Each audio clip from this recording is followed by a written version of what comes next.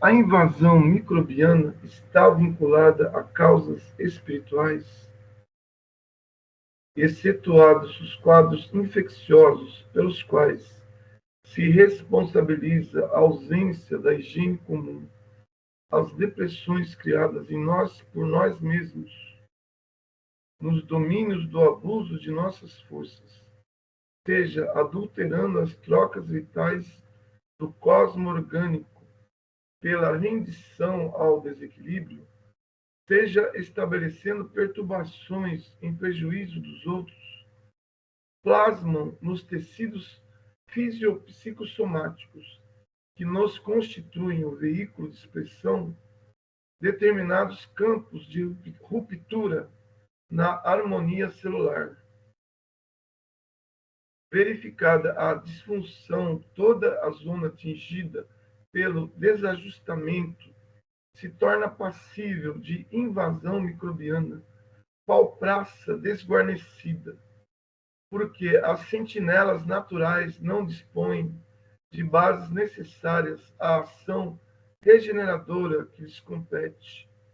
permanecendo muitas vezes em devedor do ponto lesado, buscando delimitar-lhe a presença ou jugular-lhe a expansão. Desarticulado, pois, o trabalho sinérgico das células nesse ou naquele tecido, aí se interpõem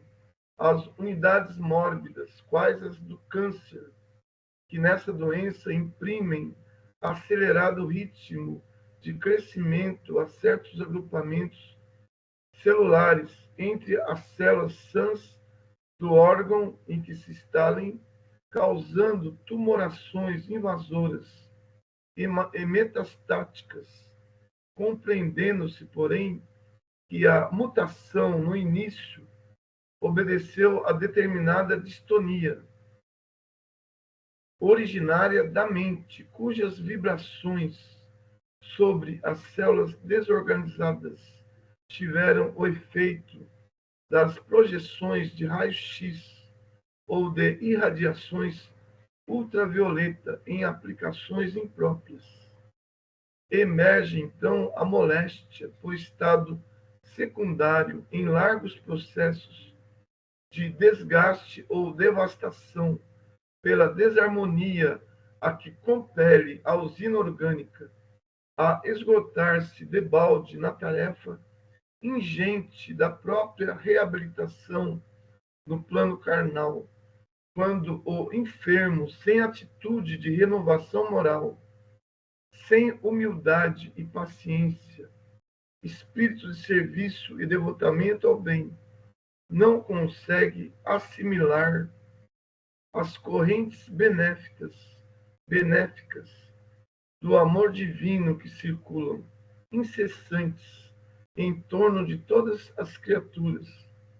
por intermédio de agentes distintos e inumeráveis,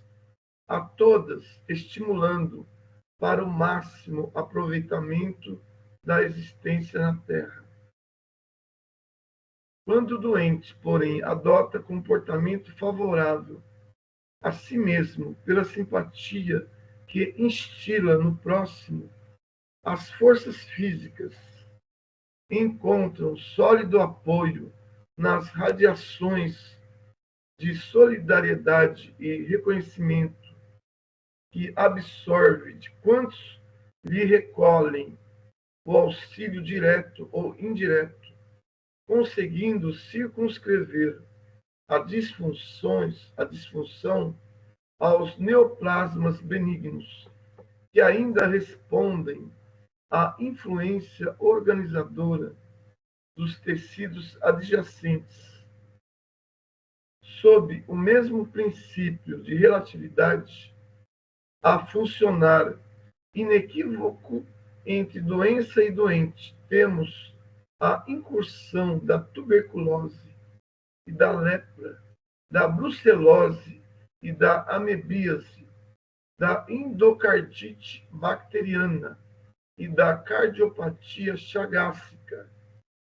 e de muitas outras enfermidades, sem nos determos na discriminação de todos os processos morbosos, cuja relação nos levaria a longo estudo técnico. É que, realmente, quase todos eles surgem como fenômenos secundários sobre as zonas de predisposição enfermiça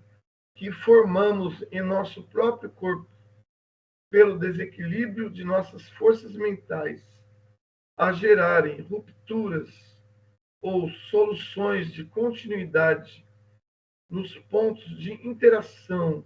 entre o corpo espiritual e o corpo físico, pelos quais se insinua o assalto microbiano a que sejamos mais particularmente inclinados pela natureza de nossas contas kármicas. Consolidado o ataque pela brecha de nossa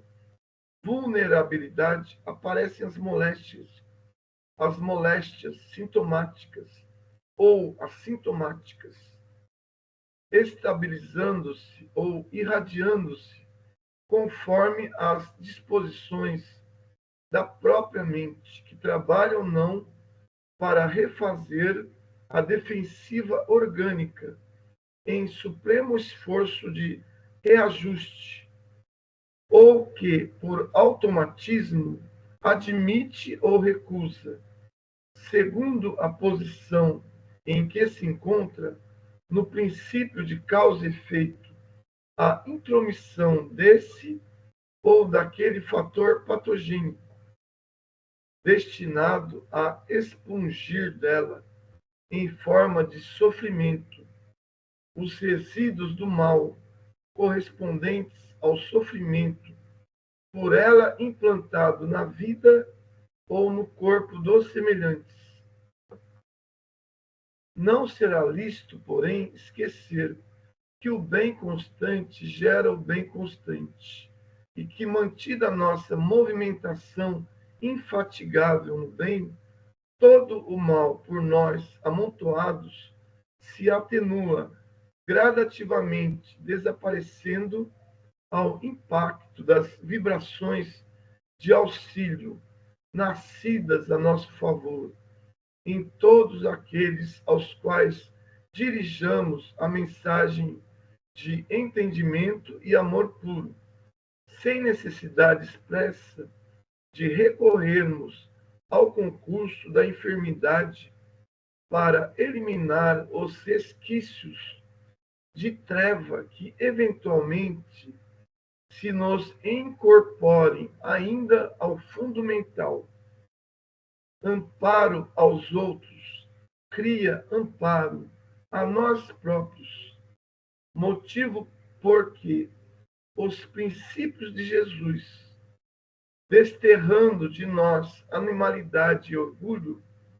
vaidade e cobiça, crueldade e avareza, e exortando-nos à simplicidade e à humildade, à fraternidade sem limites e ao perdão incondicional,